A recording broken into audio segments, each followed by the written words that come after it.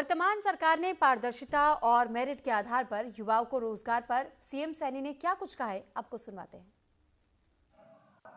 माननीय अध्यक्ष ji, computer operator 146, agriculture inspector 102, JE 381, सहायक लाइनमैन 1586, ऑपरेटर बिजली विभाग 188, canal patwari 786, lower division clerk 437। माननीय अध्यक्ष जी, इनके समय के अंदर कोर्ट ने ये पद रद्द करे हैं गलत प्रक्रिया के कारण, इसीलिए रोना आता है। माननीय सभापति महोदय, मैं कांग्रेस के शासनकाल में योग्य सक्षम युवाओं को दरकिनार कर दिया जाता था। इनकी विफलताओं के कारण जब इन्हें विश्वास हो गया कि अब तो जनता इन्हें नकार देगी, आखिरी समय में माननीय सभापति महोदय इन्होंने भाई भतीजावाद का एक बड़ा उदाहरण पेश कर दिया। माननीय सभापति महोदय, इसकी पोल, आपकी पोल 13 सितंबर 2013 को इंडियन एक्सप्रेस अखबार में वो खुली।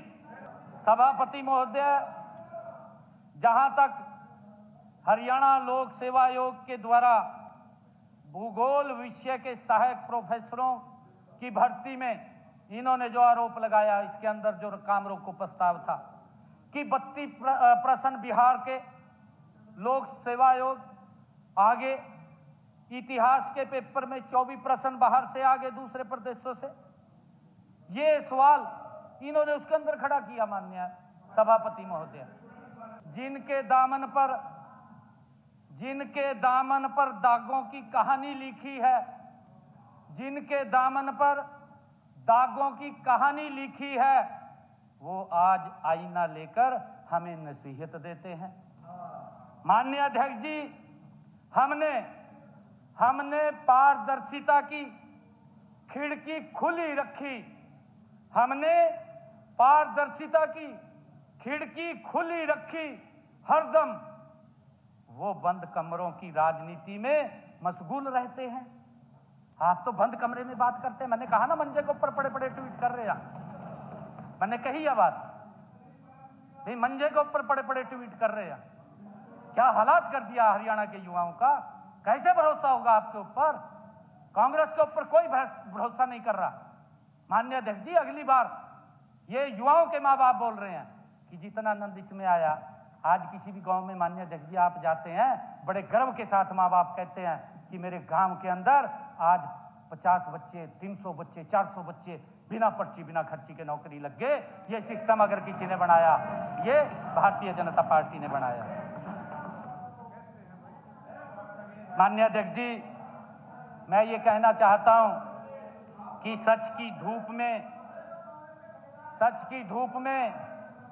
माननीय अध्यक्ष जी, सच की धूप में चेहरों का रंग बदल जाता है।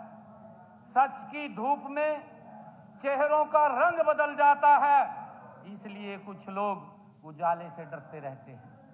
माननीय अध्यक्ष जी, जो इन्होंने ये बात कही है, मैं ये कहना चाहता हूं कि इन्होंने कहा कि बाहर से प्रश्न आएंगे, बिहार से आएंगे, दूसरे जो 24 प्रश्न है इतिहास के वो भी बाहर से आगे। मैं बताना चाह रहा हूं, मैं यही बता रहा हूं जी। मैं ये बताना चाह रहा हूं कि प्रश्न पत्र तैयार करने की एक प्रक्रिया है। माननीय अध्यक्ष जी, जहां तक इतिहास के पेपर के प्रश्नों का सवाल है, माननीय अध्यक्ष जी, यह माननीय न्यायालय ने इसके विरुद्ध लगी याचिका को खारिज कर दिया। कोई व्यक्ति चला गया माननीय अध्यक्ष जी कि ये बाहर से आ गए इतने पेपर, इतिहास के अंदर 24 पेपर आ गए, तो उन्होंने कहा कि ये प्रक्रिया गलत है। माननीय न्यायालय ने कहा कि नहीं, प्रक्रिया गलत नहीं है, उसको रद्द कर दिया। माननीय अध्यक्ष जी, ये झूठ को लेकर के घूम रहे हैं। माननीय न्यायालय ने उस पिटीशन को रद्द कर दिया। माननीय अध्यक्ष जी, भूगोल के विषय में मामला कोर्ट में चल रहा है। इसी के साथ फिलहाल इस बुलेटिन में इतना ही। नमस्कार।